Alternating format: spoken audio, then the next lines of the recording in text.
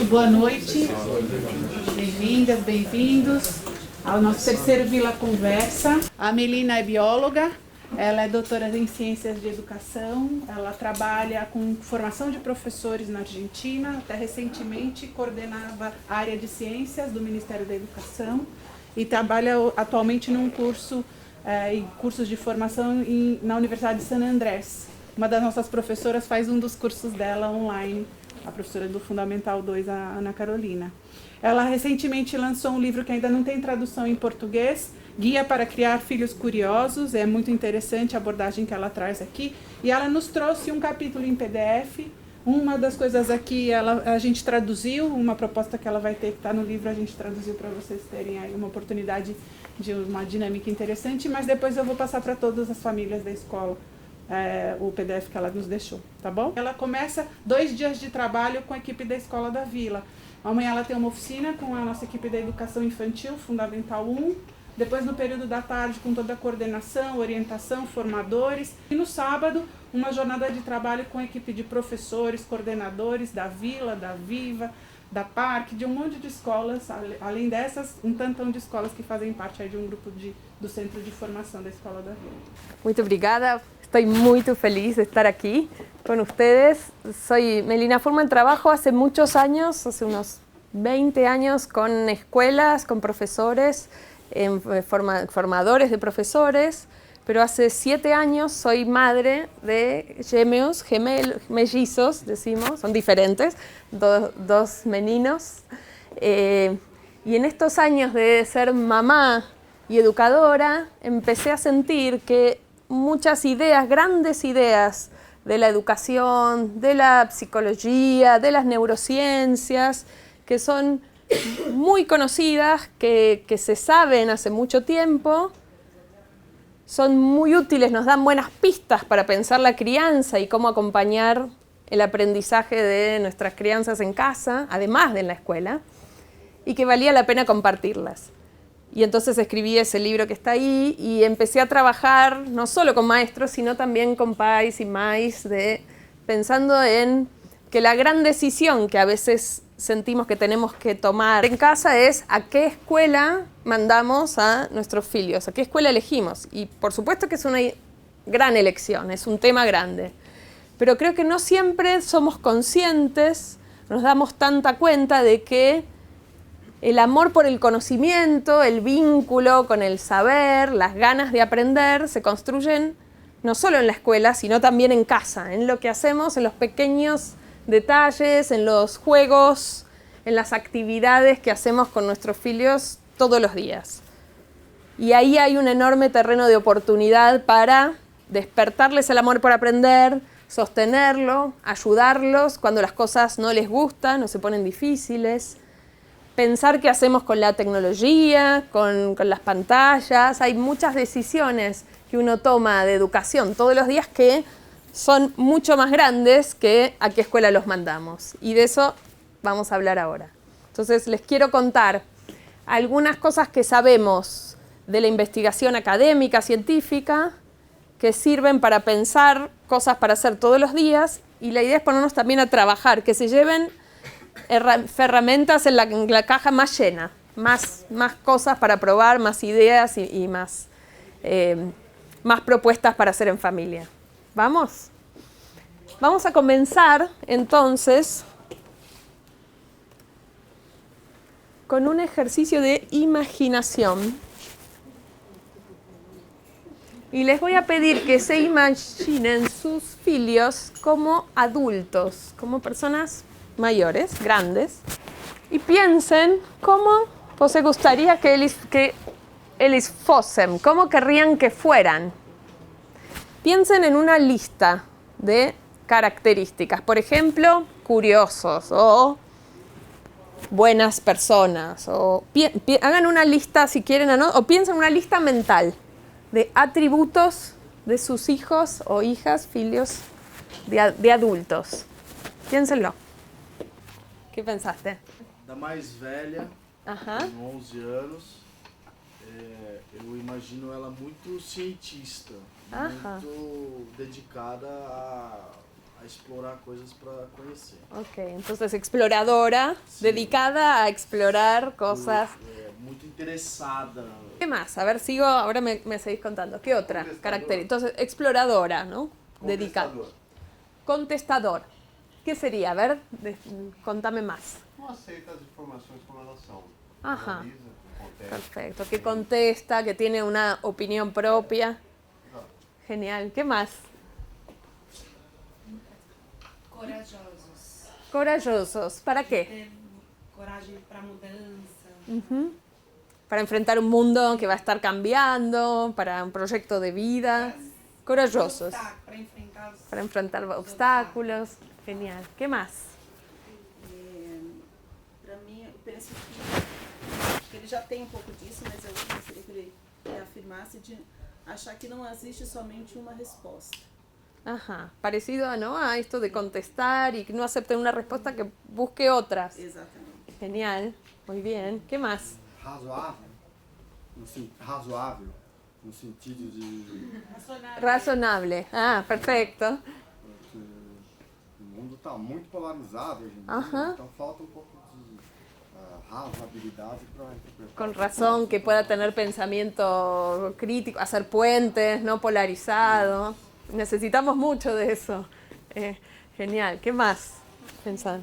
Eu acho que ter relações de amizade, eu acho que isso seria uma coisa. Que tenga buenos vínculos afectivos, amigos. Ajá. resiliente. Resiliente, perfecto, que pueda sobrellevar las dificultades y seguir adelante. Equilibrado. Equilibrada. Entre o mundo racional e irracional, entre as ideias e as coisas, acho que equilibrado. Porque creo que todos somos conscientes que nuestros filios y filias van a vivir en un mundo, no sabemos muy bien cómo va a ser, algunas cosas sí y otras pareciera estar cambiando muy rápido. El equilibrio emocional, afectivo, pareciera ser una característica importante. Genial. ¿Qué otra pensaste de tu otro filio o tu otra filia?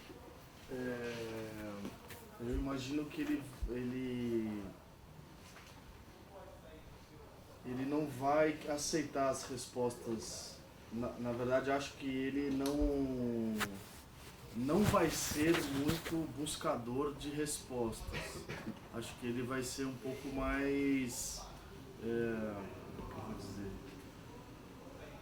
vou dizer, talvez não, me falta a palavra talvez correta, mas acho que ele aceita as coisas que vêm de uma forma mais fácil. Então eu encaro um pouco assim, até de uma forma meio problemática, de que ele não vai ter muita ganância ou índole ou ímpeto para descobrir coisas novas, por exemplo. Va a ser más tranquilo de lo que la vida le va trayendo. Ok, bueno, está bueno.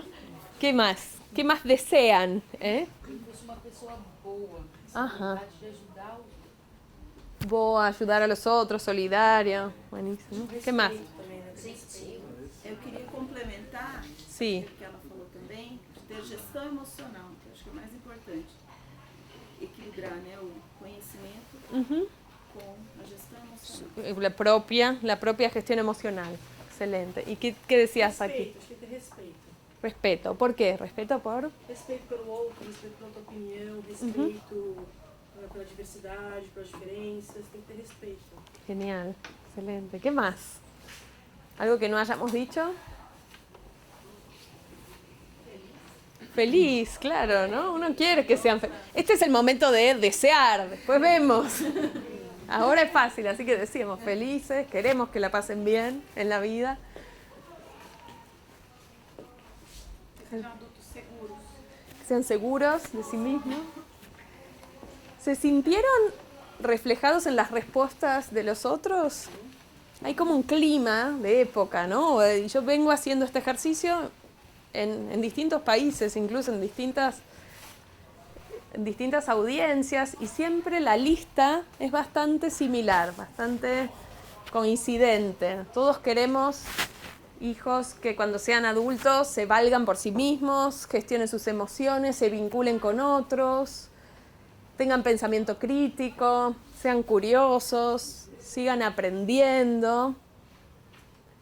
Yo siempre me pregunto, si este ejercicio lo hubiéramos hecho hace 50 años atrás, ¿qué hubieran dicho la gente? ¿Qué creen? ¿Lo mismo? ¿Sí? ¿Qué piensan? Algunas seguro sí, ser buenas personas, respetuosas, pero seguro tenían más que ver con ser obedientes,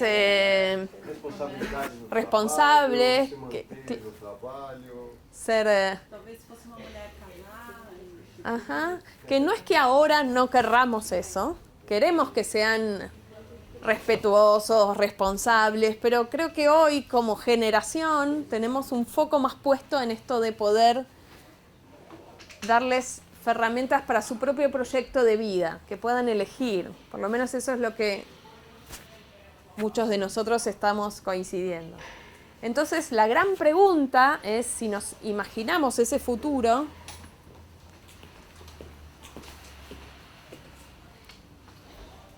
¿qué tenemos que hacer antes? ¿Qué tenemos que hacer primero, ahora? Y ahora en lo pequeño, en el día a día de la vida en familia. ¿Qué tenemos que hacer? ¿Qué podemos hacer también? No es que si en educación y en la crianza, no es que hay cosas determinantes de que si uno hace A, sale directo B, no es así la vida, por suerte. Pero sí hay cosas que podemos hacer en casa y en la escuela, pensando en ese futuro que queremos generar, porque la educación nunca es neutra. Uno puede educar para esa lista del futuro que recién construimos, o podría hacer las cosas para el lado contrario, para una antilista. Por ejemplo, podría generar chicos no curiosos, no contestadores, no felices, no solidarios. Entonces, yo creo que vale la pena pensar que el hoy es sembrar esas pequeñas semillitas para esos que ellos y ellas van a ser. ¿Cómo venimos con la lengua, con el español? ¿Sí? Bien. Entonces, la pregunta esta de qué tenemos que hacer antes nos va a guiar este rato que vamos a estar juntos acá. Vamos a ir pensando en eso de qué tenemos que hacer antes, y para eso entonces voy a usar algunas ideas que vienen de las neurociencias, de la psicología, de la ciencia, de la pedagogía, que nos pueden ayudar. Otra pregunta, ¿qué es esto? ¿Qué es esto que ven acá? Células, ¿qué células? Neuronas. Neuronas, una imagen recreada de un cerebro, pero no de cualquier cerebro, sino del cerebro de un recién nacido, de un bebé recién nacido. ¿Y cómo están esas neuronas en el cerebro al nacer? ¿Cómo las ven? ¿Qué ven de raro en ese cerebro? Están ahí separadas, ¿no? Cuando uno nace, las neuronas que ya va a tener el resto de la vida ya están ahí, porque se forman en la panza, en la vida intrauterina. Están las neuronas, pero ¿cómo están? Desconectadas. Miren lo que pasa un poquito después, a los 3 meses de vida nada más. Y miren lo que pasa a los 3 años. Las neuronas, los cuerpos de las neuronas, son los mismos. ¿Pero qué pasó? Hicieron un montón de sinapsis, se enredaron, armaron redes muy, muy imbrincadas. Y por eso nuestro cerebro es una hermosa combinación de naturaleza y cultura. Porque ¿qué le pasó a ese bebé que ahora es una filia de 3 años, ¿no? Una crianza chiquitita? ¿Qué le pasó en esos 3 años que hizo que su cerebro cambiara tanto? Tuvo muchas experiencias de vida, aprendió un montón de cosas. ¿Qué cosas aprendió? a falar, a andar, a comer, a reconocer gente, a jugar, chantajear, mentir, totalmente. Y todos esos a mí me gusta esta imagen porque el aprendizaje, que parece algo como muy abstracto, cuando uno lo piensa en términos cerebrales, no es ni más ni menos que un cerebro cuyas neuronas se empiezan a conectar en un proceso que va a seguir hasta el último día de nuestras vidas. Hasta el último momento en que estamos vivos, nuestro cerebro va a seguir cambiando. Y eso es una buena noticia para todos los que somos grandes. Muchos sentimos que hay que aprender es más fácil en la infancia, y es cierto que este proceso por ahí es más rápido en la infancia, pero también sabemos que podemos aprender hasta el último día de nuestra vida. Y entonces, ¿cómo hacemos para acompañar ese aprendizaje? ¿Cómo hacemos para esto que es parte de lo que nuestros hijos van a necesitar en el futuro? El aprendizaje, ¿cómo se dice? Aprendizado permanente. ¿Cómo hacemos para hacer lifelong learning, ¿no? Dicen en inglés.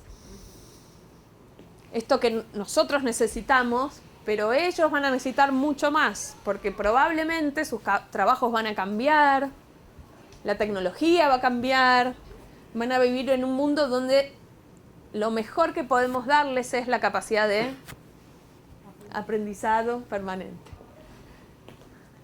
Y una de las cosas que más sabemos sobre cómo hacer esto es que el ambiente, el entorno, importa mucho. Y los estudios pioneros que empezaron a mirar la conexión entre el ambiente, el entorno y el desarrollo el aprendizaje o el desarrollo del cerebro, uno de los primeros estudios de los años 70 es de un grupo de un investigador que se llama Greenough, y que lo que hacía fue lo siguiente: fue el primero que conectó la riqueza del ambiente con el desarrollo del cerebro. Hizo esto. Tenía gatos, ¿no? ¿Se dice? Tenía un grupo de gatos, todos iguales, los dividió en dos. A la mitad los puso a vivir en una calla sin nada, con agua, con comida y nada más. Vivían ahí. Tenían lo básico, estaba ahí, pero nada más. A la otra mitad los puso a vivir en Disneylandia de ratas. ¿Qué tienen acá? ¿Qué tienen? De todo para explorar, jugar, curiosear. Y los dejó ahí un tiempo, unos meses. Y después se fijó los dos grupos qué había pasado con su cerebro.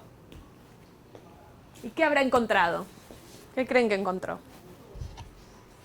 Este grupo, comparado con el otro, ¿qué habrá pasado con ese cerebro? Mucho más conectado, lo que veíamos antes, ¿no?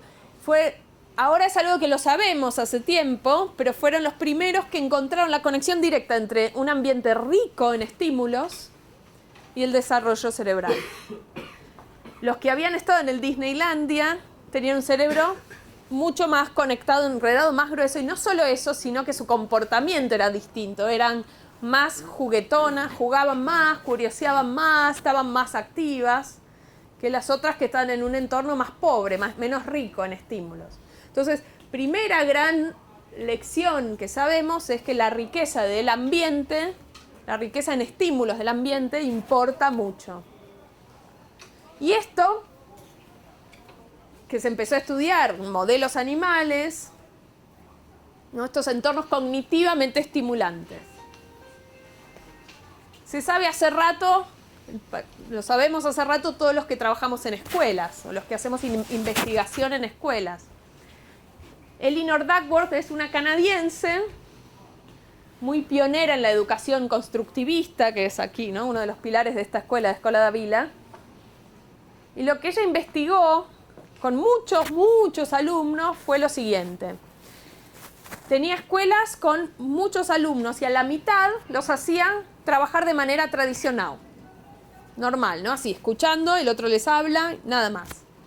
La otra mitad de los niños trabajaba en un programa que podríamos llamar de investigación, de indagación, donde lo que hacían era explorar materiales, hacerse preguntas, pesquisar con otras crianzas, debatir. Y al cabo de un tiempo, después de que terminó un año de escuela, tenía el grupo que estuvo aprendiendo de manera tradicional y el grupo que aprendió de manera más pesquisando. Y lo que hizo fue poner a esas crianzas en una sala y darles materiales nuevos que nunca habían visto y decirles hagan lo que quieran. Entonces, ¿qué pasó? Los chicos que habían estado con las clases tradicionales estaban ahí y enseguida se aburrieron. ¿Cómo se dice aburrirse? Sí, se aburrieron. No sabían qué hacer. Exploraron un poquito, se cansaron, algunos empezaron a pelear, otros querían salir, estaban mirando el techo, enseguida a los 15 minutos ya se había acabado.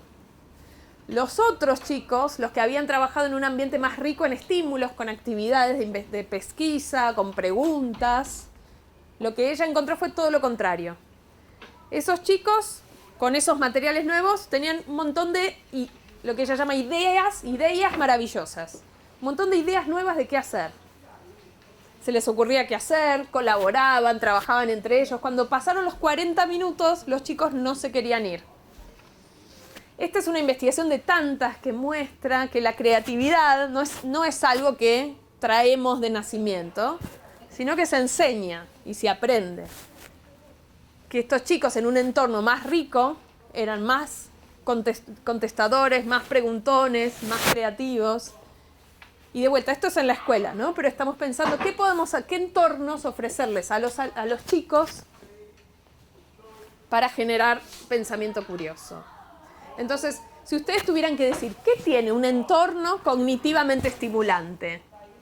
¿Qué tiene? ¿Qué cosas? Algunas yo las dije, como preguntas. ¿Qué más? Si ustedes dijeran, quiero generar un entorno cognitivamente estimulante, ¿qué tendría? Además de preguntas y de exploración. Juguetes. Libros accesibles que puedan al alcance de la mano, juguetes a explorar, ¿qué más? Ferramentas perigosas. Eso genera, ¿no? Corajosos, lo que querían ahí, chicos valientes. Juego. Y juego algo importante acá no es juego solo, es juego acompañado también, ¿no? Donde estos chicos que estaban en el programa alternativo de enseñanza no estaban solos. Estaban acompañados por maestros por profesores que los iban acompañando. Entonces, juegos, materiales para explorar, libros.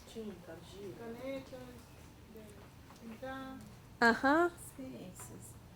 Experiencias. Y algo muy importante, desafíos, algo que valga la pena hacer.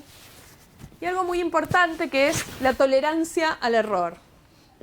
Entornos donde equivocarnos no sea penalizado, no sea tan grave, no sea símbolo de que no puedo, que sea parte del entorno mismo, parte de la experiencia misma. Y también espacios de colaboración e intercambio con otros. Entonces, primera lección, que un poco ya la sabemos, pero es importante empezar por ahí, es para generar curiosidad y creatividad necesitamos estar expuestos a entornos cognitivamente estimulantes. Pero también necesitamos entornos afectivamente seguros, donde sintamos, los chicos sientan que los estamos mirando, que importan, que lo que tienen para decir alguien lo va a escuchar. Y eso es algo que nos pasa desde muy, muy chiquitos. Y les quiero mostrar un ejemplo, un video, de una mamá, de un experimento muy clásico, también de los años 70, que se llama el experimento Still Face en inglés, el experimento del rostro inmóvil, de la cara quieta. Y van a ver una bebé, menos de un año, ahora se las voy a mostrar el video, con la mamá, Y al principio la mamá y la bebé están jugando, ¿no? Conectan con la mirada, hacen monigotadas, la mamá hace un poco de payasa, se hace la graciosa. Y en un momento la mamá va a mirar para atrás, va a volver la cabeza y la va a mirar con rostro inmóvil. No enojada, solo inmóvil, still face. Y van a ver, es muy cortito, son 2 minutos, pero se hace largo, todas las cosas que hace la bebé para llamar su atención. Está en inglés, pero van a ver que lo comprenden. The still face experiment what the mother did was she sits down and she's playing with her baby who's about a year of age. And she gives a greeting to the baby gives a greeting back to her. This baby starts pointing at different places in the Todo world, normal, and the mother's ¿no? trying to engage her and play with her. They're working to coordinate their emotions and their intentions, what they want to do in the world. And that's really what the baby is used to. And then we ask the mother to not respond to the baby. The baby very quickly picks up on this, and then she uses all of her abilities to try and get the mother back. She smiles at the mother. She points because she's used to it. She points. The baby puts both hands up in front of her and says, "What's happening here?" She makes that screechy sound at the mother, like, come on, why aren't we doing this? Even in this 2 minutes, when they don't get the normal reaction, they react with negative emotions, they turn away, they feel the stress of it, they lose control of their posture because of the stress that they're experiencing. Este es el momento. ¿Quién está sufriendo más ahí? La madre, obviamente. Yo estaba preparando esta palestra y con mis hijos y uno me decía, ¿por qué los cientistas son tan malos, hacen sufrir tanto a los bebés? Tiene razón. Somos muy sensibles desde que somos muy chiquititos a la mirada del otro, a la atención. A medida que uno se va haciendo más grande pareciera que no tanto, pero solo parece, lo vamos sabiendo disimular. Hay mucha investigación hecha sobre qué les pasa a los chicos cuando no les prestamos atención, ¿no? Lo llaman la ciencia del neglect, de la falta de atención, que cuando es extrema, esto fue un ratito, cuando es crónica, lo que empieza uno a ver en chicos desatendidos es que empiezan a subirles las hormonas del estrés, el cortisol, empiezan a tener signos de estrés crónico y eso directamente impacta en las posibilidades de aprender. Entonces, entorno cognitivamente estimulante y afectivamente seguro, y parece que a los grandes no nos importa tanto, pero les cuento una investigación que hicimos nosotros en Argentina. ¿Conocen los eventos TED? ¿TED se dice aquí? TEDx, TED. TEDx. Bueno, nosotros organizamos un TEDx que se llama TEDx, Río de la Plata, en Buenos Aires. Y son eventos de mucha gente. Entonces lo que hicimos fue poner a la gente en parejas. Recibían un sobre, la mitad recibía un sobre que decía: contale a tu pareja, al otro, una historia muy, muy emocional, muy importante para vos. Por ejemplo, el día de tu casamiento, traducime, no sé.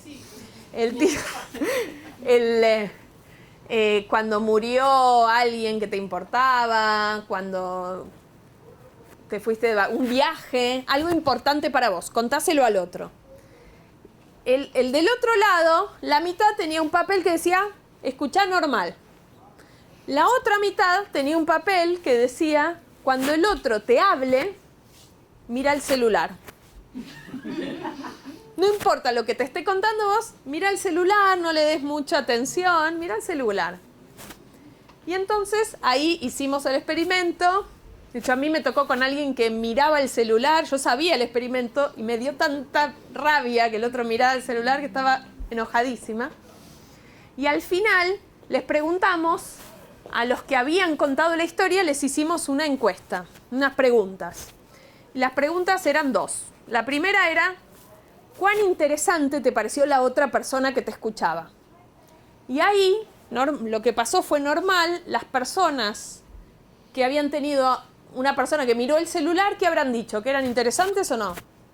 No, o sea, ahí salvo algún masoquista, cuando el otro no los había escuchado, decían, no son tan interesantes estos que miraron el celular. Ahí nada raro. Pero lo que fue más impactante fue la segunda pregunta, que a mí me hizo pensar un montón como mamá. La segunda pregunta era, ¿qué tan interesante pensás que fue tu propia historia? La que vos contaste. Y ahí lo que vimos fue muy sorprendente, porque los que habían sido no escuchados, los que tenían el compañero que miraba el celular, dijeron que su propia historia no era tan interesante. Y esta para mí, que siempre estoy leyendo investigaciones, fue la única investigación que directamente apliqué en casa. Llegar a casa, guardar el celular y cuando estoy con los chicos, conectar, ¿no? Ese rato de que no nos damos cuenta de que cuando estamos con ellos y estamos mirando el celular, aunque sea un poquito, no solo con las crianzas, también en los equipos de trabajo, en cualquier lado, ¿no? Es muy difícil despegar de las pantallas, pero saber que la autoestima de nuestros filios está en juego, yo creo que es una buena señal para decir, lo guardamos un ratito cuando llegamos a casa. Este es el trabajo científico que se publicó. Entonces, vamos acá. Entonces dijimos dos cosas. Entornos afectivamente seguros y entornos estimulantes. Porque lo que queremos generar en el fondo, para esto de que puedan seguir aprendiendo toda la vida, es lo que llamamos motivación intrínseca. Ganas de aprender que no vengan porque no aprender para otros, sino aprender para nosotros mismos. Que tengan el motor del aprendizaje adentro, que tengan ganas de aprender. ¿Y cómo hacer para ayudarlos a que tengan ganas de aprender? Bueno, y ahí vamos a ver varias cosas. La primera es un efecto muy conocido en educación que se llama el efecto Pigmalión, que habla sobre nuestras expectativas.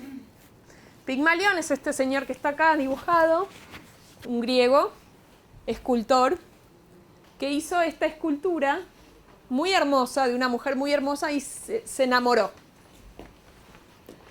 Y la miraba y la empezó a tratar como una mujer real, de verdad.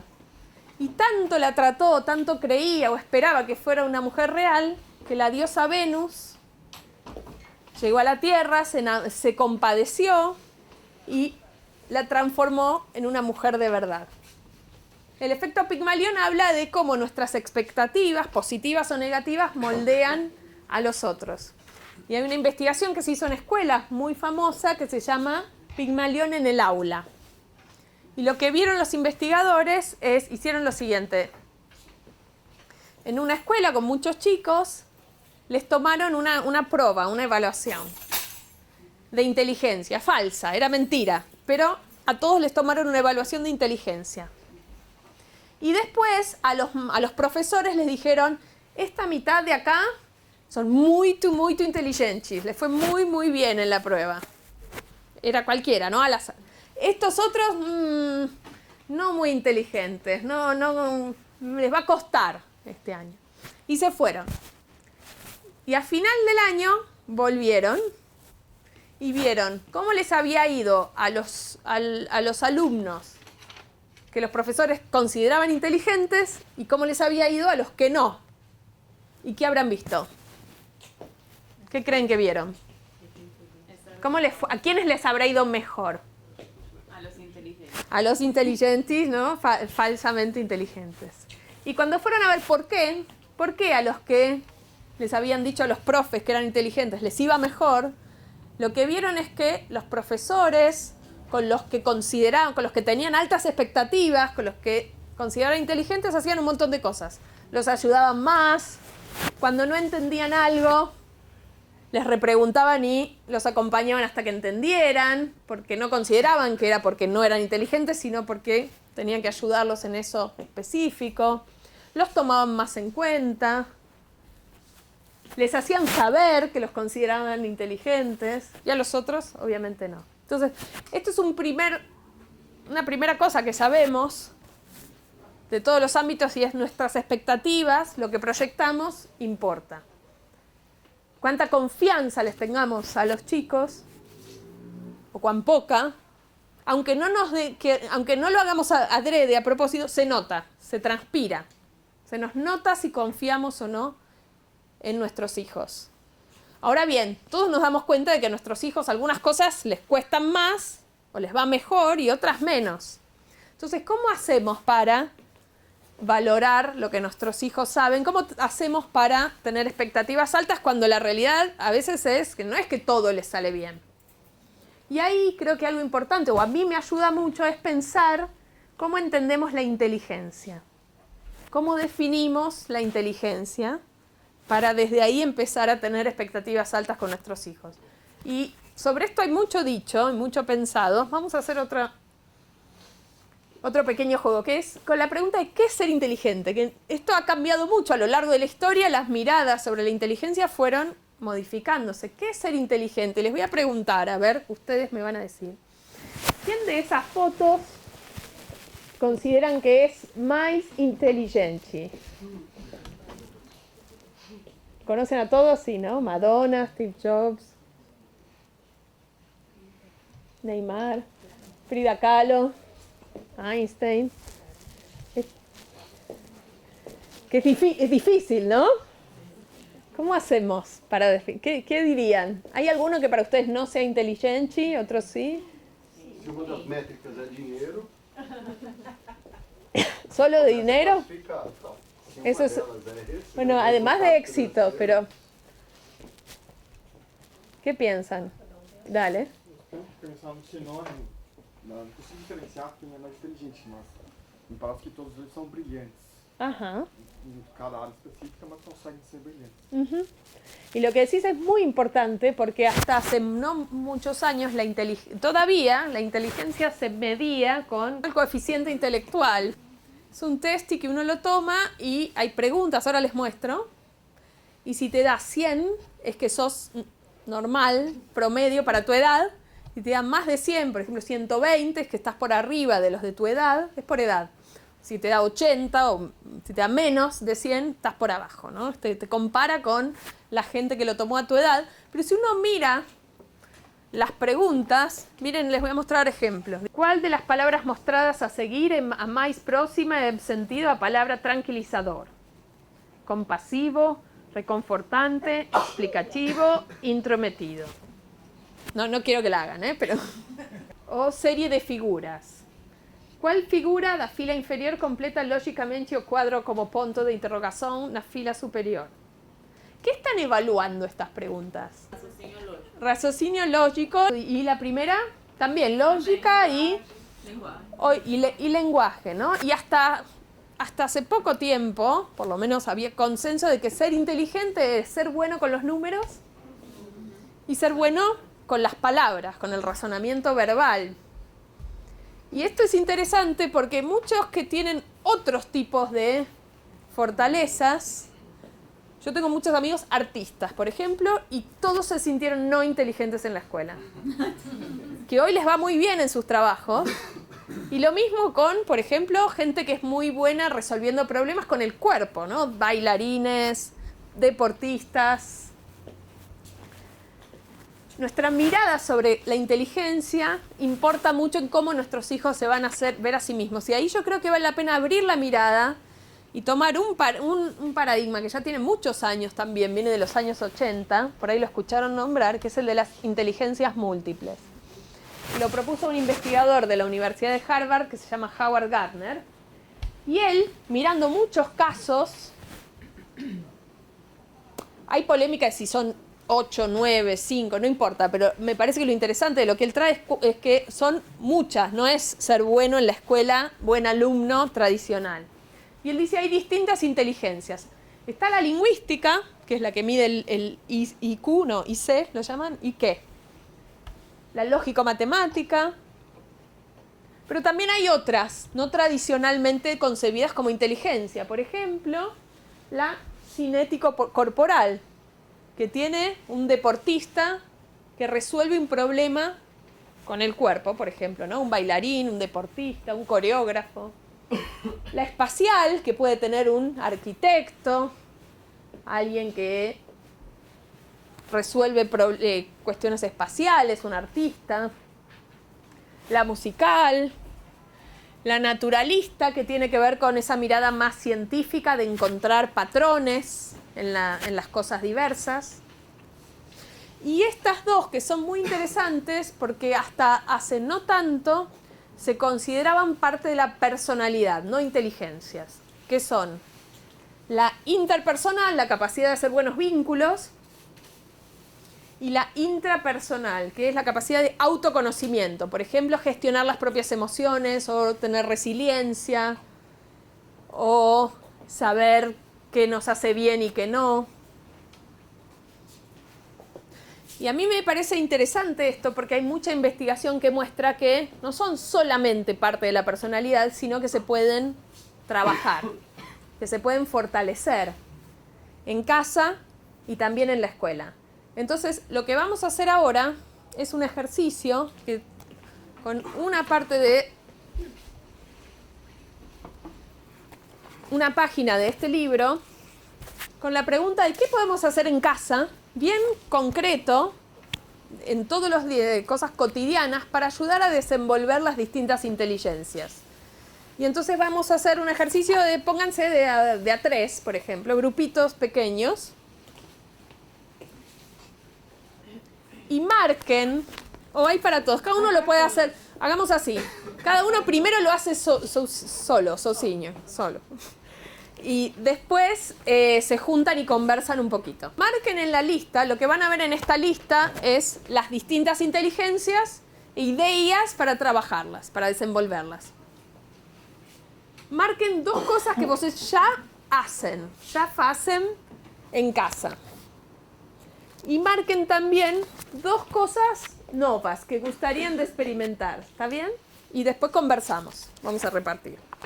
¿Quiénes quieren compartir, contar? As férias eu inventei treinamento ninja com meu filho e com meu sobrinho. Na verdade era um esconde-esconde que tinha que... você tem que mudar de ambiente quando a pessoa não está bem, você tem que fazer um mimetismo e tal.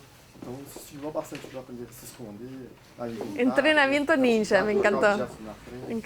Genial. O segundo é o espacial, que é a questão de juntar como se fosse uma caixinha de sucatas, né? Pegar fita crepe, caixinha de embalagem de iogurte, durex ou elástico, tentar montar alguma coisa. Van construindo. Alguma coisa assim, ou um veículo.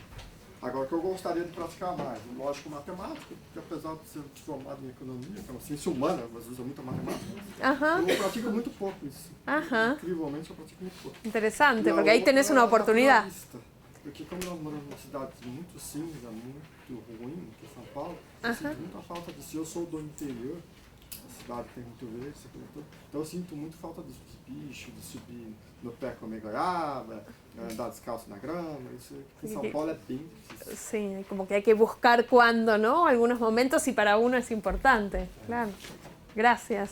¿Qué más probaron o qué quieren probar o qué ya hacen? ¿Qué descubrieron de ustedes mismos mirando la lista? ¿Hacen un poco de cada cosa o hacen más de una y hay algunas que no hacen? Que a minha mãe nunca me fez nada do musical. En tu casa no.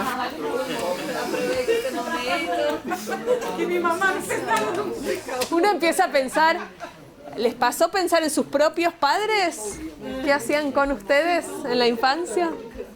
No, también no.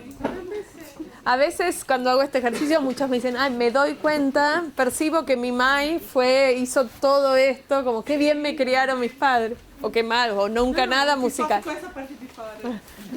O intrapessoal, eu tenho aqui uma falha com um dos filhos e não sei como resolver, na verdade. Você percebeu que tem ele Ah, como una pai, falla. Falha com falha com um dos intrapessoal. filhos. Intrapessoal, de pensar no sentido. Não No sei lo tra- direito como aplicar isso melhor. Ajá, ¿y alguna de esas ideas te sirve o podrías otra? Talvez o teatro. Un diario íntimo. Um diário, Mis hijos que tienen 7 ahora empezaron a escribir su diario. Escriben un día sí, 2 no, pero tener un espacio para tomar conciencia de lo que pasa está bueno, desde pequeñito. Uma coisa que eu faço com meu filho é ler livros juntos e a gente inventa falas. Ah, O mesmo livro, mas com várias falas diferentes, assim, formas de falar. genial, ¿no? La lectura es un gran momento para pensar qué hubieras hecho tú si eras, por ejemplo, no sé, la Cenicienta, ¿cómo se dice aquí? Cinderela. Cinderela, ¿no? Bueno, ¿qué pasaba qué hubiera pasado si Cinderela en vez de irse a las 12 se iba a 11:30? O ¿qué hubiera sentido você si você era el príncipe? ¿O de qué otro final posible podemos inventar, ¿no? La lectura conversada es un gran momento para desarrollar la inteligencia verbal, la empatía, un montón de cosas. Agora veio uma questão na minha cabeça. E isso é novidade, né? Sí, entonces uno va ajustando, ¿no? Y además hay cosas que a uno le gustan más y otras menos. Cada uno encuentra su propio, no solo las inteligencias de sus hijos, sino la propia, de donde uno fluye más. Pero son para un montón de edades, sí. Son ejemplos, ¿no? Por supuesto hay muchas más, pero simplemente para dar ideas concretas. ¿Qué encontraron que hacían? Lúdicas e aleatórias. As atividades. Lúdicas, todas elas, e aleatórias. Uma vez que eu começo a colocar isso como um compromisso... No comprendo. Contame mais. Tem atividades aqui que nós fazemos juntos, tem outras como o diário que nós não fazemos, né? Mas a minha dúvida é se as atividades, uma vez que você coloca ou propõe, se você torna aquilo um compromisso, y uno va... aquilo começa a ficar estressante. ¿Vos qué piensas de eso? Tiene que ser disfrute compartido, tiene que pasarla bien, me parece, ¿no? Si no uno vuelve la escuela dentro de casa, ¿no? Yo creo que uno prueba y ve si funciona. Eu pensei na questão do diário, mas como é que você mantém um diário vivo se você não tem apreço por escrever no diário? Yo creo que uno ofrece y ve qué es lo que los filios toman y ahí va siguiendo en la medida que sea real, ¿no? Cuando es forzado, inmediatamente los filios no lo hacen más. Cria uma tabela periódica gigante de atividades. Pero claro, no es que uno va diciendo tac, tac, tac, no. Es que no funciona. Ojalá fuera así de fácil, pero entonces como no, me parece que no es desde el deber ser, sino desde el pasarla bien juntos y encontrar lo que también a uno le gusta. Por ejemplo, un amigo mío, él ama leer novelas históricas, aventuras, es muy lector.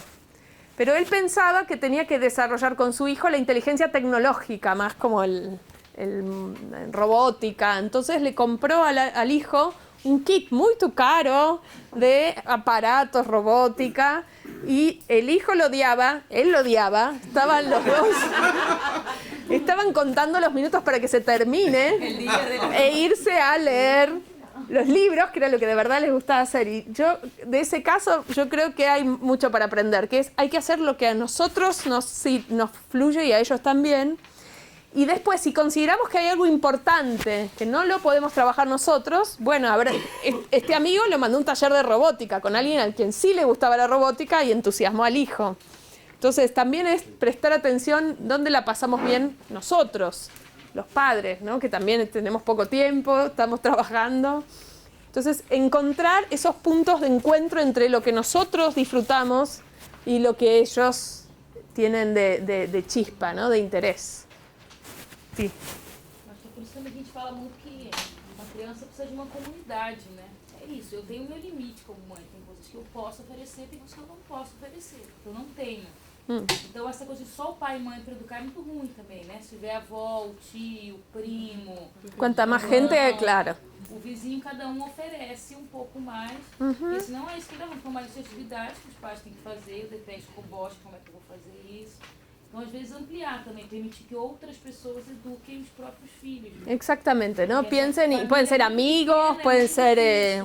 totalmente. Es encontrar dónde estamos, por eso lo de marcar cosas que vocês ya hacen, no desde lo que falta, sino de lo que hay. Y después ver lo que falta, qué gustaría experimentar y qué gustaría que otros experimenten. En la escuela, fuera de la escuela, con avós, con primos. Con... Isso aqui é só com sua avó, eu não vou fazer.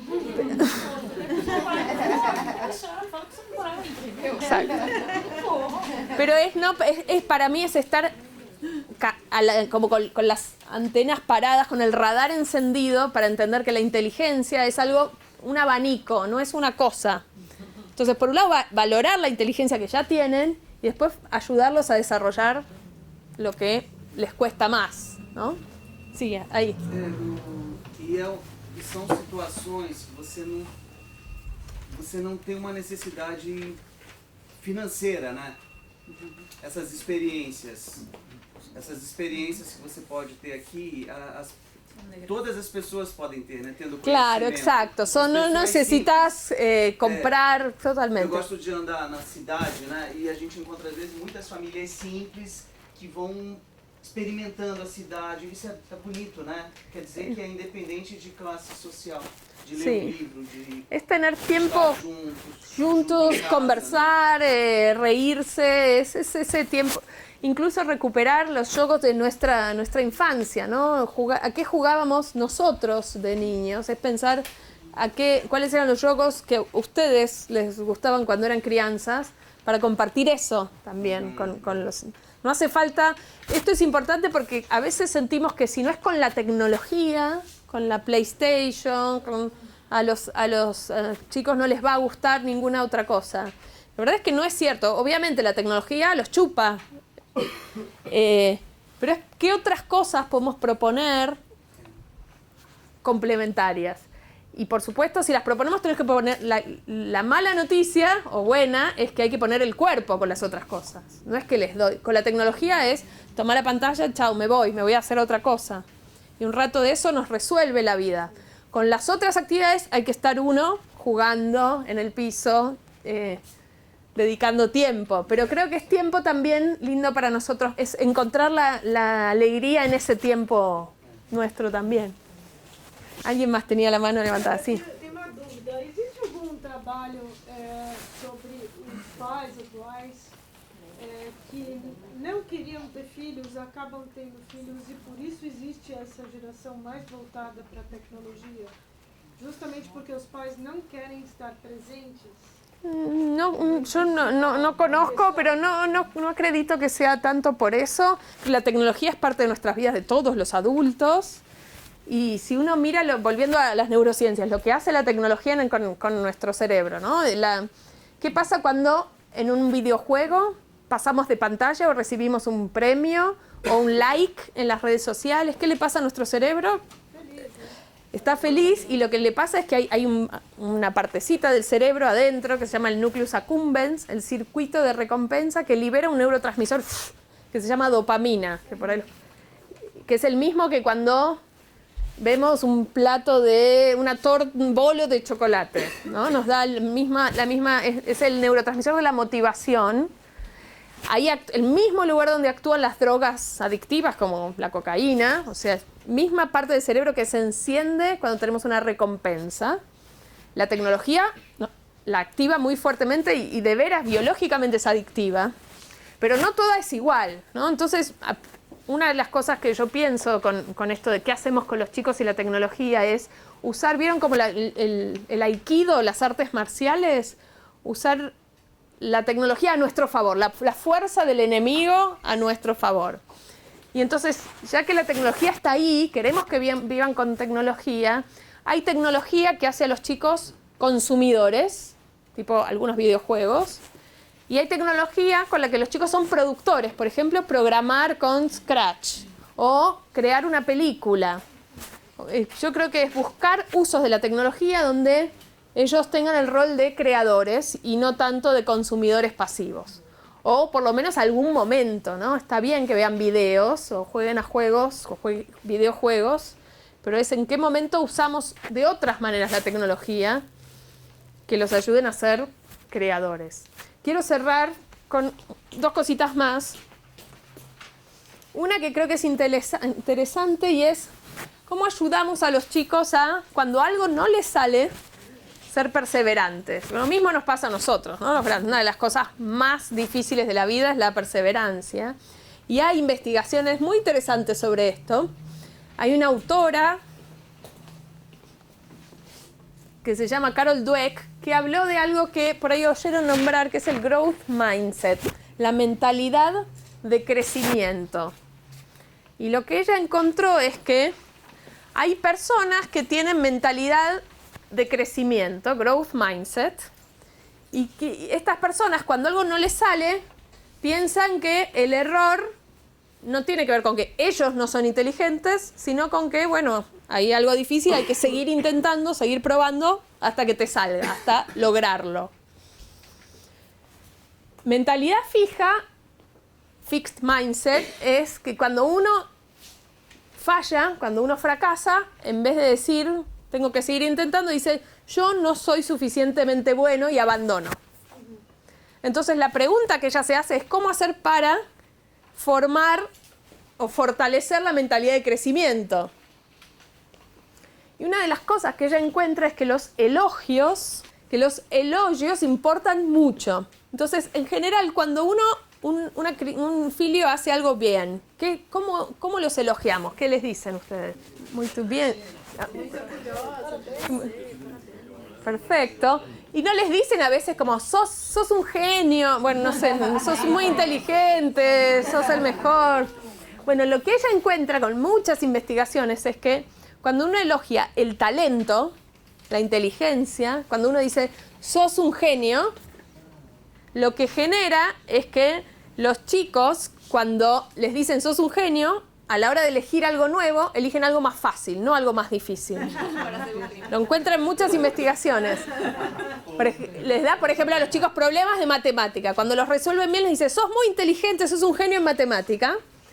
Les dan otros problemas y en vez de elegir más difíciles, eligen más fáciles. ¿Por qué?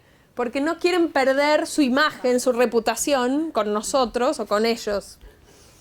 En cambio, si les elogian el esfuerzo, no el talento, el esfuerzo, si cuando, por ejemplo, hacen algo bien, dicen, muy bien, se nota que practicaste mucho, te esforzaste mucho, los chicos eligen cosas más difíciles. Porque están en control del proceso. Porque uno tiene control de cuánto se esfuerza, pero uno no tiene control de cuán bueno, cuán inteligente es en algo, cuánto talento tiene. Entonces, ahí hay algo, yo como mamá lo empecé a hacer mucho, me volví como fanática de los elogios al esfuerzo. Y ahora mis hijos cuando hacen algo bien me dicen, me esforcé mucho, ¿no, mami? Ya creo que me descubrieron. El otro día, y ahora me juega en contra, el otro día son muy amantes del fútbol, mis hijos, yo odio el fútbol, y me estaban obligando a jugar con ellos y yo decía, no quiero, no me sale, no soy buena en el fútbol. Y me decían, mamá, si practicás más, con toda convicción. Ahí yo dije, bueno, está bien, lo aprendieron, lo incorporaron. Tenés que practicar más y te va a encantar el fútbol. Bueno, así que yo, para ser consecuente, fui y jugué. Pero esto para tener en cuenta, esto es algo fácil de hacer, me parece, como un clic que es fácil de implementar, ¿no? De que cuando elogiamos, tratemos de elogiar el trabajo y también mostrar que cuando nosotros hacemos algo difícil, nos costó mostrar como el backstage de cómo hacemos las cosas, de cómo lo que nosotros logramos también es producto de trabajo duro y de esfuerzo. Les cuento una anécdota de esto, de cómo aprovechar parte de estar atentos a oportunidades, de estar con los chicos, tienen que ver con encontrar esos momentos donde algo pasa que nos llama la atención y que podemos aprender juntos. Les cuento una historia de mi casa. Estábamos en el jardín y apareció una miñoca. Y entonces uno de mis hijos dijo, ¿cómo hacen las miñocas para respirar abajo de la tierra? ¿Cómo hacen? Y entonces íbamos a... Yo justo soy bióloga, esa la sé, le podía haber dicho, bueno, respiran por la piel, es fácil, se lo explico y se acabó. Pero dijimos, bueno, a ver, vamos a investigar. Entonces primero las sacamos, las miramos un poquito, fuimos a internet a buscar cómo respiran las miniocas. Encontramos un montón de videos de miniocas saliendo del mismo capullo, que después los dibujaron, que son estas, ¿no? Ahí están. Este es el dibujo que hizo uno de mis meninos. Y después uno preguntó, ¿cuál es la velocidad allí de una minioca? ¿Cuán rápido va? Y ahí de vuelta podemos ir a Google o decir no sé, o anda a buscarlo, o decir, bueno, ¿y si lo medimos nosotros? ¿Cómo hacemos para medir la velocidad allí de una minioca o de cualquier cosa? Y ahí empezamos a hablar de cómo hacemos para medir si algo va rápido o va despacio. Y entonces se nos ocurrió hacer una carrera de miniocas, una pista en la mesa con un cronómetro y entonces ponerlas a correr una carrera. Cada uno tenía una. No funcionó tan bien porque las miniocas no iban para el mismo lado, estaban. Entonces cada uno de mis meninos les ponía un poquito, unas gotitas de agua para y empujaba la suya, pero finalmente esta es la pista que hicimos. Esto fue, acá está la pista. Esos 11 minutos que tardó la minioca ganadora, no sé si no son muy confiables como medida, pero piensen en 11 minutos, dos crianzas que en este momento tenían 5 años, mirando el cronómetro y ese momento de todos alentando a la minioca propia para que llegue, fueron memorables. Y yo creo que son esos tesoros, esos momentos compartidos que uno guarda, que no pasan todos los días, pero es estar atento a cuando pasan, aprovecharlos. Y para cerrar hay una metáfora que a mí me ayuda mucho a pensar la crianza. Esta es otra de cuando hacíamos otra historia. Y es pensar si queremos ser jardineros o carpinteros. Cuando uno es carpintero, ¿qué hace? Tiene en la cabeza, por ejemplo, una silla, una cadeira. Y dice, bueno, va a ser de tal tamaño, tal longitud, tal forma. La tengo en la cabeza y corto los materiales y la hago. Bueno, eso no funciona en la crianza. Eso no funciona en casa con los filios. Ojalá funcionara, pero no es así. O cuando funciona genera mucho sufrimiento. La otra metáfora que para mí es más potente es pensarnos como jardineros. ¿Y un jardinero qué hace? ¿Qué hace un jardinero o jardinera? ¿Qué hace? Prepara terra, planta, espera. Y acompaña, ¿no? Cuida, acompaña, corta por aquí, pone más. Y después lo que sale, sale. Y cuando uno tiene más de un filio, que salen cosas distintas. Pero creo que eso por lo menos a mí por lo menos como mamá y como educadora me ayuda a pensar que nuestro rol es estar ahí sin un control tan grande del final, pero acompañando todo el tiempo y pensando dónde acompaño, dónde pongo fertilizante, dónde podo y esperar a que salga la flor más bonita que se pueda. Así que para terminar, vamos a hacer un último ejercicio de reflexión individual y quiero que ustedes piensen ¿qué se llevan del encuentro de hoy? ¿O qué aprendieron? ¿Quién quiere contar? Eu fico preocupado com algumas coisas pré-estabelecidas que nós já temos e que, de certa forma, a gente limita que outras coisas surjam, né? Quando a gente fez o exercício aqui, muito a gente faz, só que eu percebi que estão mais concentradas em algumas e não em outras. Né? E um pouco por nossas preferências, e um pouco pela forma como nós aprendemos. E aí, quando acontece isso, a gente limita outras experiências para os nossos filhos, e aí veio a importância do que falaram aqui, a gente falou também, o contato com outros parentes, com avós, tios, porque a gente acaba limitando por nossas próprias preconcepções uma série de coisas. E até isso nos faz inconscientemente nos tornar cada vez mais carpinteiros. Né? Isso é muito então, bueno. Antes de até pensar neles, e como jardineiro a gente tem quase nenhum poder, algum poder sobre isso, mas a gente tem 10% de influência sobre eles, mas temos 100% de influência sobre nós. E aí quando a gente usa essa influência sobre nós e fala, pô, peraí, deixa eu abrir um pouco mais isso, deixa eu tirar as minhas conceitos pré-estabelecidos sobre o que foi a minha educação, o que são as minhas preferências, para dar chance para eles verem outras coisas. E isso é muito difícil, porque é muito natural o que a gente faz. Então o que eu saio daqui é começar a prestar atenção mais em mim, para que eu dê oportunidade para que eles aprendam outras coisas. Y yo creo que ya con prestar más atención alcanza, porque eso te va a hacer encontrar otras oportunidades que no las veías. Con eso vas a estar... Y como decías vos, en otra gente también, ¿no? A veces no es solo nosotros. Buenísimo, gracias. ¿Qué más? ¿Qué más se llevan? Acho que ficou mais claro para mim a importância de ampliar o leque dos estímulos. Né? É muito fácil a gente se focar no que a gente gosta mais, no que a gente conhece mais. Por exemplo, eu estava conversando com uns colegas aqui e falando da música. Nem sempre a gente gosta de música, mas estimular a criança, por exemplo, nessa disciplina, entre aspas, a música pode tornar ela um pouco mais curiosa, um pouco mais inteligente, um pouco mais sábia. Eu acho que desenvolve mais. Bien, gracias. Eu percebi que muitas dessas coisas que nós vimos aqui na lista de explorações, a minha filha já traz muitas coisas, a iniciativa é dela. Ela traz essas coisas, né? Então chamou a atenção disso, assim. E essa questão da presença que a gente falou, né? Então é importante, talvez o meu papel ali seja mais estar presente, acolher muito do que ela já traz, né? Que já é o interesse dela.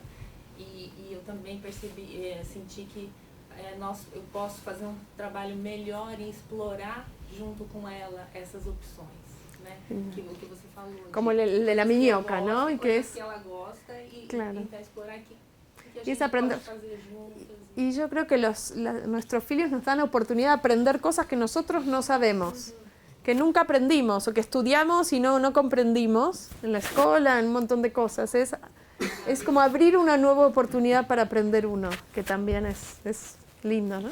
Melina, Sí. a gente estava conversando aqui que, bom, quando estava analisando, não pensei nos filhos, pensei nos netos. Claro, claro. Os filhos já estão Es una gran oportunidad, los netos, uno tiene más Os netos trazem tiempo. outras oportunidades.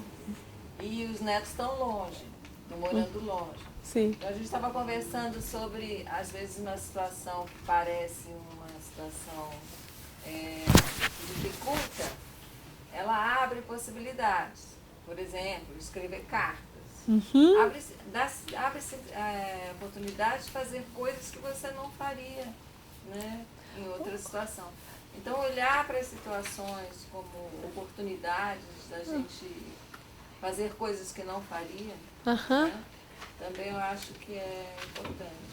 Y esas cosas que parecen a veces difíciles, como morar longe, que se conviertan en una oportunidad de crear. O incluso, yo tengo amigas que tienen nietos a distancia y lo que hacen, leen, las abuelas, a vos con los nietos, leen novelas juntos por Skype. Entonces cada día se cuentan un ratito a leer una parte y es un momento ahí que la tecnología habilita muy único, ¿no? Volver a bueno.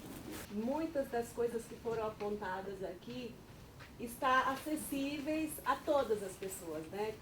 Seja dentro de casa, seja na casa dos avós, seja nas praças, na ida para a escola ou até a casa dos avós. Então, às vezes, né, a gente passa ali do lado de uma praça e não percebe, né, o quanto que é belo aquilo ali, a natureza, as folhas. E para as crianças isso é muito rico, né? Então ver uma folha diferente, ver uma folha seca caída no chão, ver uma flor nascendo, então tudo isso são coisas simples e que tem no dia a dia de todas as pessoas, mas o olhar que precisa ser direcionado, né? Aunque sea un poquillo, porque estamos todos con muy poco tiempo y muy atareados y es normal, pero es aunque sea un poquito más, estar atento a todo lo que hace. Exacto. Bueno, muy obrigada, un placer trabajar con ustedes. Bueno, muchas gracias.